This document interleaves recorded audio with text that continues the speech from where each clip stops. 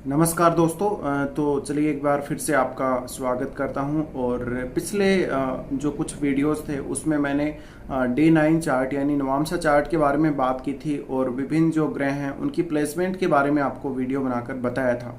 तो इस वीडियो में अब उस सीरीज को आगे बढ़ाते हैं और अभी तक जो जुपिटर और सन बचे हुए थे उनके बारे में भी चर्चा करते हैं। तो आज हम बात करेंगे जुपिटर की यानी गुरु की, बृहस्पति की। तो बृहस्पति आपके D9 चार्ट में किसी भी भाव में जब स्थित हैं लगन से, तो आपको क्या रिजल्ट देंगे। लेकिन उससे पहले हम थोड़ी सी चर्चा नवांशा चार्ट की करेंगे और उसके बाद हम आगे बढ़ेंगे। देखिए, नवांशा चार्ट है वो आपका एक तरह से मैरिज के लिए तो देखा ही जाता है। इसके अलावा वो आपकी जो पूरी लाइफ है उसके लिए बहुत ही इम्पोर्टेंट चार्ट है और कहीं ना कहीं आपकी जो लाइफ है, लाइफ इन जनरल, उसके लिए वो देखा जाता है।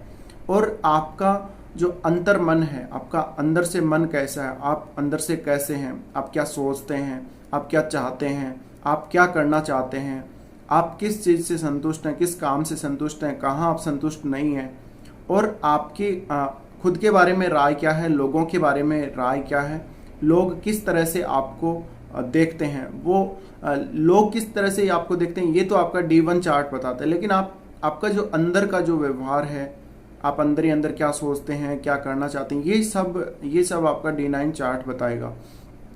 तो कहीं ना कहीं जिस प्रकार के आप लोगों को दिखते हैं बाहर से, आपका व्यक्तित्व है, आपकी सोच जैसी लोगों के सामने प्रदर्शित होती है, लोगों को दिखती है, लोग आपको जज करते हैं, वो सब आपका D1 चार्ट बताता है यानी लगन चार्ट बताता है। इसके अलावा आप वास्तव में क्या हैं, आप वास्तव में कैसे हैं, आपके विचार कैसे हैं, आप क्या चाहते हैं, ये सब नवांशा चार्ट बताता है। तो नवांशा चार्ट बहुत ही इंपॉर्टेंट है, ना केवल मैरिज के लिए बल्कि वो बहुत सारी और भी जो बातें हैं उनके लिए भी नवांशा चार्ट इंपॉर्टेंट है।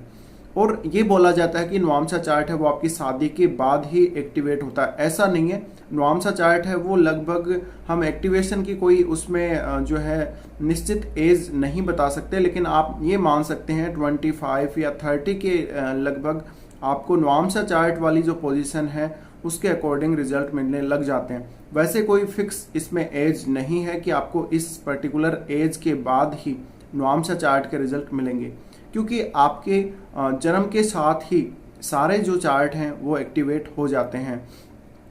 तो कहीं ना कहीं जो नवांशा चार्ट है उसका इम्पोर्टेंस हमारी लाइफ में बहुत ही ज़्यादा है। और ना केवल मैरिज के लिए बल्कि लाइफ में पैसा देखना हो, जॉब देखनी हो, सबके लिए ही नवांशा चार्ट एक व्यू प्रदान करता है, एक आपको कहीं ना कहीं एक आधार प्रदान करता है। तो नवांशा चार्ट है वो जो नवांशा चार्ट आपको दिखा रहा है, जो नवांशा चार्ट में प्रदर्शित हो रहा है, वैसे आप खुद हैं, लेकिन लोगों को नहीं लगते हैं आप उस प्रकार के। आप जो D1 चार्ट है वैसे लगते हैं लोगों को। तो ये यहाँ पे बेसिक इनमें है वो डिफरेंस हम देख सकते हैं इस प्रकार से। और कहीं ना कहीं अगर आपका कोई भी प्लैनेट अगर D1 चार्ट में अच्छी पोजीशन पे नहीं है लेकिन वो D9 चार्ट में बहुत अच्छी प्लेसमेंट पे है, तो आपको वो रिजल्ट अच्छे देगा। इसके अलावा जो D1 चार्ट है उसमें कोई भी प्लैनेट बहुत ही अच्छा बैठा है आपकी कुंडली में, लेकिन वो D9 चार्ट में थोड़ी ख़राब प्लेसमेंट पे है या बहुत ही ज़्यादा ख़राब है, तो कहीं ना कहीं उसके रिजल्ट आपको कुछ समय बाद कहीं ना कम मिलने स्टार्ट होंगे या बुरे रिजल्ट भी मिल सकते हैं। तो ये सब आपके लिए देखना बहुत ज़रूरी होगा। D1 चार्ट और D9 चार्ट दोनों को ही देखना ज़रूरी होता है। और जो आपकी भाव चलित कुंडली है और जो आपकी जो मून साइन है, मून साइन के अकॉर्डिंग भी कुंडली देखना, ये सब देखने के बाद आप जज कर सकते हैं कि किस प्रकार के रिजल्ट आपको मिलेंगे और आपकी लाइफ किस प्रकार की होगी जनरली। अब हम किसी एक जनरल अगर विचार करें, जैसे शादी का ही विचार करें, तो उसके लिए बेसिक चार्ट है वो D9 चार्ट है D1 के बाद। अगर हम किसी का जॉब के बारे में देखते हैं, तो जॉब में हम ये देखना चाहते हैं कि हमारा जो बच्चा है जो भी जातक है वो किस लाइन में जॉब करेगा, कौन सी लाइन में जाएगा, उसकी जॉब कैसी होगी। तो उसके लिए हम D10 चार्ट का भी यूज करते हैं। और किस फील्ड में जॉब होगा ये सब आपको D1 चार्ट भी बताता है, लेकिन जो D10 चार्ट है वो उसका थोड़ा सा और ज़्यादा गहराई से विश्लेषण कर सकता है। इसी प्रकार से जो D9 चार्ट है उसमें भी आप जॉब के रिगार्डिंग पता कर सकते हैं, जॉब का पता कर सकते हैं कि आपका जॉब किस प्रकार का रहेगा, आपका जो काम है वो किस प्रकार से आप करेंगे, आप मन लगाकर काम करेंगे या आप काम चोरी करेंगे। तो ये सब जो चार्ट्स हैं उनका अलग अलग इम्पोर्टेंस है और कहीं ना कहीं ये सभी चार्ट्स हमारे लिए महत्व रखते हैं। तो अब बात करते हैं बृहस्पति की, और बृहस्पति अगर आपके D9 चार्ट में प्रथम भाव में है, वो आपको सबसे पहले D1 चार्ट देखना पड़ेगा, और D1 चार्ट में आपको लगन देखना पड़ेगा। लगन के बाद आपको जुपिटर की प्लेसमेंट क्या है वो देखनी पड़ेगी, और उसके बाद आप पर्टिकुलरली मान लीजिए अगर जॉब के रिगार्डिंग कोई प्रेडिक्शन कर रहे हैं और D9 चार्ट से आपको प्रेडिक्शन करना है तो वो एक अलग चीज़ है वहाँ पे। लेकिन हम जनरल एक चर्चा कर रहे हैं D9 चार्ट के अकॉर्डिंग कि D9 चार्ट में लगन से जुपिटर की जो प्लेसमेंट होगी आपकी कुंडली में D9 चार्ट में, वो किस प्रकार से आपको रिजल्ट देगी। तो सबसे पहले बात करेंगे जो लगन है, लगन स्थान के बारे में। अगर D9 चार्ट में आपका जुपिटर लगन स्थान में हो, प्रथम भाव में हो, तो यहाँ पर आने से कुछ समय बाद लाइफ में आपकी सोच बहुत ही मैच्योर हो सकती है। आप जो भी डिसीजन लेंगे वो बहुत सोच समझ कर लेंगे, और आपकी जो विवेकशीलता है, जो माइंड की, जो दिमाग की विवेकशीलता वो बहुत ज़्यादा होगी। आप थोड़े मैच्योर टाइप के डिसीजन लेंगे। अगर आपको यहाँ पे जुपिटर अच्छे साइन में नहीं है, अपने इनमे साइन में है, तो थोड़ी बहुत आपको दिक्कत भी हो सकती है, आप थोड़ी जल्दी डिसीजन नहीं ले पाएंगे। लेकिन वो D1 चार्ट में भी आप प्लेसमेंट देखिए जुपिटर की, और फिर आप D9 चार्ट देखिए, और यहाँ पे कौन से साइन में है, कौन सा लगन आपका D9 चार्ट में बन रहा है, वो भी काफ़ी इंपॉर्टेंट है। लेकिन हम एक जनरली चर्चा कर रहे हैं, तो हम यहाँ पे किसी राशि या पर्टिकुलर वैसे बात नहीं कर रहे हैं, सिर्फ हम हाउसेज की बात कर रहे हैं। तो प्रथम भाव में जुपिटर का आना ये दिखाता है कि लाइफ में लगभग मिडिल एज में या उसके कुछ समय बाद आप मोटापे के शिकार भी हो सकते हैं। लेकिन क्या D1 चार्ट भी इसको वेरीफाई कर रहा है, ये भी आपको देखना पड़ेगा। इसके अलावा आपकी विवेकशीलता बहुत अच्छी होगी, आपका सोचने का तरीका बहुत सकारात्मक होगा, आपका जो दृष्टिकोण है लाइफ के प्रति वो बहुत सकारात्मक होगा। अगर आपका जुपिटर D9 चार्ट में प्रथम भाव में स्थित है तो आप एक बहुत अच्छे प्रोफेसर बन सकते हैं, आप एक बहुत अच्छे टीचर, गुरु बन सकते हैं, या कोई आध्यात्मिक गुरु बन सकते हैं आप। इसके अलावा जुपिटर अगर आपका प्रथम भाव में है तो आपका जो चेहरा है वो बड़ा हो सकता है, ललाट आपका बहुत बड़ा हो सकता है, और थोड़े आप हट्टे कट्टे हो सकते हैं, मोटापे के शिकार भी हो सकते हैं अगर आप अपने स्वास्थ्य पर ध्यान ना दें। लेकिन जुपिटर का प्रथम भाव में आना आपको मान सम्मान भी दिलाता है, आप काफ़ी सम्मानित व्यक्ति होंगे। हो सकता है आप अपने घर में बहुत ज़्यादा सम्मानित ना हो, लेकिन जनता के सामने, लोगों के सामने आप एक भद्र पुरुष के रूप में देखे जाएंगे, या एक सम्मानित व्यक्ति के रूप में देखे जाएंगे, और जहाँ भी आप जाएंगे आपको लोग काफ़ी सम्मान देंगे, और एज ए गुरु आपको लोग मानेंगे, और लोग आपसे सलाह लेंगे। तो जुपिटर का ये प्रभाव रहता है D9 चार्ट, नवामसा चार्ट के प्रथम भाव में। अब आते हैं सेकंड हाउस में। अगर D9 चार्ट में सेकंड हाउस में, लगन से सेकंड हाउस में जुपिटर बैठे हैं, तो देखिए जुपिटर है वो यहाँ पर आपको धन के लिए काफ़ी अच्छी स्थिति देता है, लेकिन धन का खर्चा भी होता रहता है। साथ में जुपिटर के लिए ये बोला जाता है कि वो स्थान हानि करता है। हाँ, स्थान हानि करता है, लेकिन हर बार भी ये बात पूरी तरह से लागू नहीं होती। जुपिटर एक ऐसा प्लैनेट है जो स्थान हानि वास्तव में नहीं करता है, वो आपको कोई भी जो रिजल्ट देता है वो एक मैच्योर एज के बाद देता है, जब आप उसके लिए तैयार हो जाते हैं। तो कहीं ना कहीं जुपिटर है उसका रिजल्ट थोड़ा लेट हो सकता है, लाइफ में थोड़ा देरी से हो सकता है। इसी प्रकार से शनि, लेकिन शनि का तो बहुत ज़्यादा लेट हो जाता है। तो जुपिटर का जो रिजल्ट है वो थोड़ा सा लेट हो सकता है, लेकिन रिजल्ट काफ़ी पॉजिटिव होगा, अच्छा होगा। तो सेकंड हाउस में जुपिटर का आना आपकी फैमिली के लिए ये दिखाता है कि फैमिली काफ़ी धार्मिक होगी और आपकी वाणी काफ़ी अच्छी होगी। आप वाणी से किसी को भी गलत नहीं बोलेंगे, आप शब्दों का उपयोग नहीं करेंगे आप, और कहीं ना कहीं आप जो किसी को भी बात बोलेंगे वो काफ़ी विनम्र तरीके से बोलेंगे, और अपनी फैमिली के सदस्यों के साथ हमेशा अच्छी बॉन्डिंग बनाकर रखेंगे, और फैमिली को पूरा सपोर्ट करेंगे, और फैमिली भी आपको सपोर्ट करेगी। तो आपकी जो वाणी है उसमें एक विनम्रता झलक सकती है जुपिटर के यहाँ होने से, और आपके पास पैसा काफ़ी होगा। उसके बाद बात करते हैं तृतीय भाव में। अगर नवामसा चार्ट के या D9 चार्ट के तीसरे भाव में जुपिटर स्थित है तो क्या रिजल्ट होगा। देखिए तृतीय भाव में अगर जुपिटर स्थित हैं तो फिर आप एक बहुत अच्छे कम्युनिकेटर हो सकते हैं। यहाँ पर आपको लोगों को कम्युनिकेट कैसे करना है, लोगों को कोई सलाह कैसे देनी है, ये सब बहुत अच्छे से पता हो सकता है। इसके अलावा अगर थर्ड हाउस में जुपिटर हैं तो आप एक बहुत अच्छे पब्लिशर हो सकते हैं। आप कोई अनुवादक हो सकते हैं, किसी भाषा का दूसरी भाषा में अनुवाद करना हो, या फिर आप बहुत अच्छी आर्टिकल राइटिंग कर सकते हैं। आपको बुक्स पढ़ने का काफ़ी शौक होगा, आप एक बहुत अच्छे राइटर, फेमस राइटर बन सकते हैं।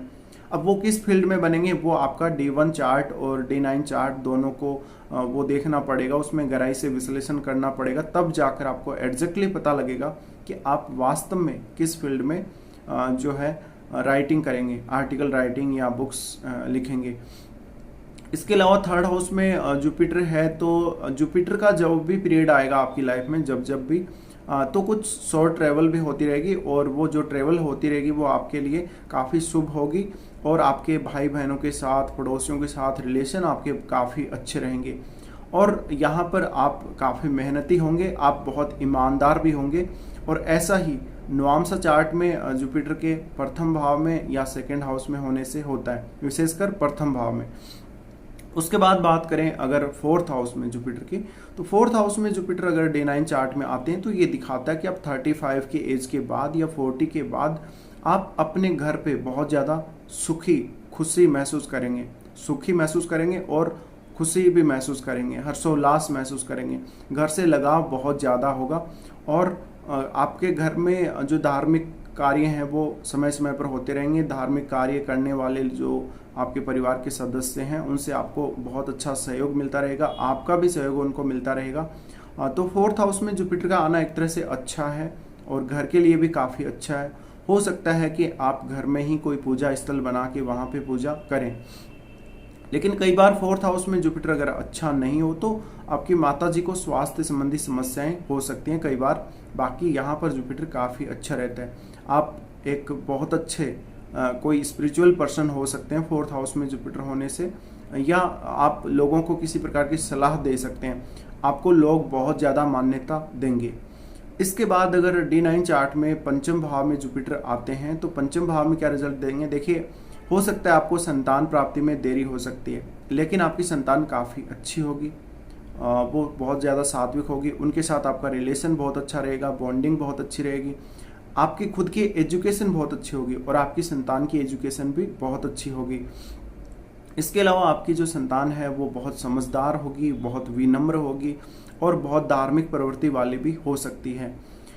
ये हो सकता है कि आपकी संतान थोड़ी देरी से हो आपके, ये हो सकता है। इसके अलावा पंचम भाव में जुपिटर का आना कुछ समय बाद आपको या तो कोई फाइनेंशियल जो काम है उसमें इंटरेस्ट देगा, या इकोनॉमिक्स या जो भी है हमारे जैसे बजट से रिलेटेड कोई काम हो गया, सेंसेक्स या जो शेयर मार्केट जो भी है, ऐसे जो काम है उनमें आपको इंटरेस्ट अवश्य होगा। और आप एक इकोनॉमिक्स का स्टूडेंट हो सकते हैं या आप कॉमर्स के स्टूडेंट हो सकते हैं। आपका जो माइंड है वो काफ़ी तेज होगा, कैलकुलेशन में आप बहुत अच्छे होंगे और एनालिटिकल जो माइंड है आपका वो बहुत तेज़ी से काम करेगा, आपकी मेंटल एबिलिटी काफ़ी अच्छी होगी। तो जुपिटर के पंचम में आने से रिजल्ट आपको मिलेंगे। उसके बाद अगर बात करें सिक्स्थ हाउस में जुपिटर आते हैं तो देखिए सिक्स्थ हाउस में जुपिटर इतना अच्छा तो नहीं माना जाएगा, लेकिन फिर भी अगर जुपिटर यहाँ पे राशि देख लीजिए कौन सी राशि में कौन सी साइन में बैठे हैं, उसके हिसाब से अगर आप देखेंगे तो आपको जुपिटर अगर सिक्स्थ में बैठे हैं तो आपको कभी भी इस समय में जब जुपिटर की दशा आती हो या अंतरदशा आती हो तो कहीं से पैसे उधार नहीं लेने हैं, किसी से वाद विवाद नहीं करना, किसी को पैसे उधार देने भी नहीं है, और कुछ स्वास्थ्य संबंधी समस्याएं भी आपको घेर सकती हैं। इसके अलावा आपको जो डेली वर्क रूटीन है आपका वो काफ़ी अच्छा रहेगा और वहाँ पर आप काफ़ी ईमानदारी से काम करेंगे। इसके बाद हम बात करते हैं अगर जुपिटर सेवन्थ हाउस में आते हैं आपके D9 चार्ट में तो क्या होगा। देखिए सेवन्थ हाउस में जुपिटर का आना कुछ समय बाद आपकी जो मैरिड लाइफ है उसमें ये दिखाता है कि बहुत ज़्यादा या तो आपका इंटरेस्ट नहीं होगा, लेकिन यहाँ पर आपका जो पार्टनर होगा वो काफ़ी अच्छा होगा, बहुत ज़्यादा सात्विक होगा, बहुत धार्मिक होगा, स्पिरिचुअल होगा, आपको हर काम में सहयोग करने वाला होगा और आपको बहुत अच्छी सलाह देने वाला होगा। हो सकता है आपका जो पार्टनर होगा वो एक बहुत अच्छा टीचर भी हो सकता है, या कोई भी प्रकार की शिक्षा से जुड़ा हुआ उसका कोई काम हो सकता है। काफ़ी समझदार होगा और बहुत ही अच्छा उसका नेचर होगा और बहुत ईमानदार भी होगा। तो ये सब जुपिटर 7th हाउस में दिखाता है। लेकिन 7th हाउस का जो जुपिटर है वो जीवन साथी के साथ कई बार विवाद भी करवाता है लाइफ में, तो ऐसा भी देखा गया। और कई बार जो मैरिड लाइफ है उसमें जातक का इंटरेस्ट नहीं होता है, तो कहीं ना कहीं कई बार प्रॉब्लम भी आपको आती है शादी के बाद। इसके अलावा अष्टम हाउस में अगर जुपिटर आते हैं तो जुपिटर देखिए एस्ट्रोलॉजी का कारक है, और अष्टम हाउस है वो भी एस्ट्रोलॉजी, पामिस्ट्री वगैरह जो भी अकल्ट साइंसेज हैं, टैरो कार्ड रीडिंग हो गया, ये सब इनके लिए जाना जाता है। तो जुपिटर का यहाँ आना कुछ समय बाद आपको दिखाता है कि आपका इंटरेस्ट अवश्य होगा इसमें। हालांकि आपकी एजुकेशन में थोड़ी बहुत रुकावट आ सकती है, या फिर आपको D1 चार्ट में देखना पड़ेगा जुपिटर की जो लॉर्डशिप है वो कौन कौन से हाउसेज की है आपके D1 चार्ट में, और वो D9 चार्ट में कौन कौन से हाउसेज को रिप्रेजेंट कर रहे हैं, उस हिसाब से रिजल्ट को देखना पड़ेगा। अष्टम हाउस में जुपिटर आते हैं तो आपको अकल्ट में तो इंटरेस्ट देगा ही, और आपको इंट्यूशन भी काफ़ी अच्छा देगा। इसके अलावा आपको और भी काफ़ी सारी चीज़ें सीखने के लिए मिलेंगी। यहाँ पर जो भी आप सीखेंगे वो बहुत सेक्रेटिव रहेगा, और कहीं ना कहीं आपका व्यवहार, अगर आपके लग्न से जुपिटर का संबंध है तो आपका व्यवहार, आपका नेचर बहुत ज़्यादा सेक्रेटिव रहेगा। उसके बाद 9th हाउस में अगर जुपिटर आते हैं तो 9th हाउस में जुपिटर का आना आपके लिए लकी हो सकता है आपके फादर के साथ थोड़ी बहुत अनबन भी हो, और ऐसा तब भी हो सकता है जब जुपिटर 7th हाउस में हो। इसके अलावा यहाँ पर 9th हाउस का जो जुपिटर है वो आपको लाइफ में बहुत बार धार्मिक यात्राएं करने को देगा, और धार्मिक कार्यों में, धार्मिक यात्राओं में आपकी रुचि भी होगी। अगर लगन से जुपिटर का संबंध है तो आप भाग्यशाली होंगे, आपकी धर्म के कामों में बहुत ज़्यादा रुचि होगी, आपकी दूर के स्थानों पर यात्रा करने में बहुत ज़्यादा आपको खुशी मिलेगी। तो ये सब होगा।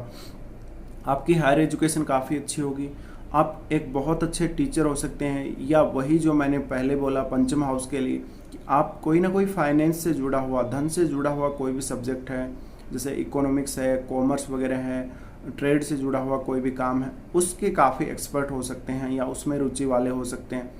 इसके अलावा जुपिटर अगर 10th हाउस में स्थित हो तो 10th हाउस में जुपिटर कोई आपको ऐसा काम देता है जो कंसल्टेशन से संबंधित हो, या एस्ट्रोलॉजी भी हो सकता है, या आप एक स्पिरिचुअल गुरु हो सकते हैं, आप स्पिरिचुअल टीचर हो सकते हैं, और लोग बहुत अच्छी मानेंगे आपकी सलाह को और बार बार आपसे सलाह लेंगे। तो आप एक बहुत अच्छे गाइड भी हो सकते हैं, स्पिरिचुअल गाइड हो सकते हैं, आप लाइफ कोच हो सकते हैं। तो 10th हाउस में जुपिटर का आना काफ़ी अच्छा, लेकिन अगर जुपिटर अच्छा नहीं हो तो कई बार जॉब को लेके स्टेबिलिटी नहीं देता। वैसे जुपिटर को स्टेबिलिटी के लिए जाना जाता है, स्थायित्व के लिए जाना जाता है, और जो भी ये रिजल्ट देता है वो आपकी लाइफ में हमेशा स्थायी रहते हैं, बहुत ज़्यादा उनमें चेंजेस नहीं होते। बाकी डिपेंड करता है आपके चार्ट्स पे। इसके बाद देखिए 10th हाउस में अगर जुपिटर आते हैं तो आपको आपके काम में, जो भी आप काम करेंगे लाइफ में, उसमें काफ़ी अच्छा इंटरेस्ट आपका होगा, और उससे आपको पैसा काफ़ी मिलेगा। इसके अलावा अगर 11th हाउस में जुपिटर आते हैं तो देखिए 11th हाउस का जुपिटर काफ़ी अच्छा होता है, और 11th हाउस में जुपिटर का आना ये दिखाता है कि आपके पास पैसा खूब होगा, और पैसे के लिए आप कुछ भी कर जाएंगे। लेकिन कई बार ये सिचुएशन भी आती है, अगर 11th हाउस में जुपिटर हो तो एक समय बाद व्यक्ति का मन बहुत ज़्यादा धन की तरफ नहीं जाता, लेकिन 11th हाउस का जुपिटर है तो वो पैसा आपको काफ़ी देता है। आप किसी भी प्रकार से अपने जो भी नेटवर्क सर्कल है उनको अच्छी सलाह देके या कोई भी ऐसा काम करके आप पैसा अर्जित कर सकते हैं।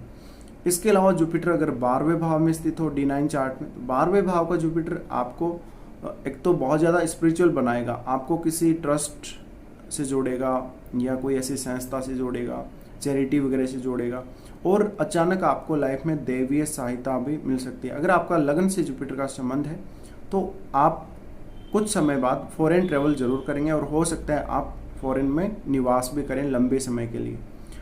इसके अलावा आपको काफ़ी सारे काम ऐसे मिलेंगे जहाँ पे जैसे मोक्ष मिल रहा हो, तो जुपिटर है वो मोक्ष भी दिलाएगा 12th हाउस में।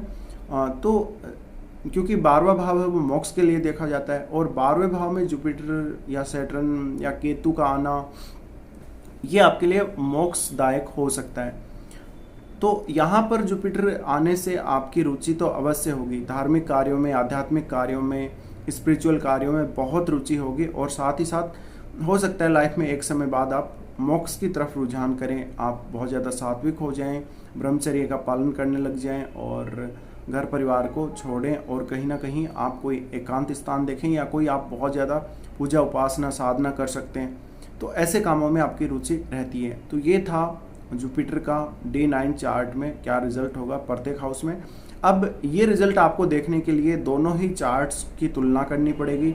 जुपिटर आपका उस D1 चार्ट में किस किस हाउस को रिप्रेजेंट कर रहा है, कहाँ पे बैठा है, लगन कौन सा है, उसके हिसाब से ही आपको रिजल्ट्स को देखना पड़ेगा। ये तो आपके लिए एक जनरल रिजल्ट्स थे। अगर आप अपना चार्ट अलग अलग लगाएंगे वहाँ पे चेक करने के लिए तो आपको अलग अलग रिजल्ट मिलेंगे। तो फिलहाल बस इस वीडियो में इतना ही। वीडियो देखने के लिए आपका शुक्रिया।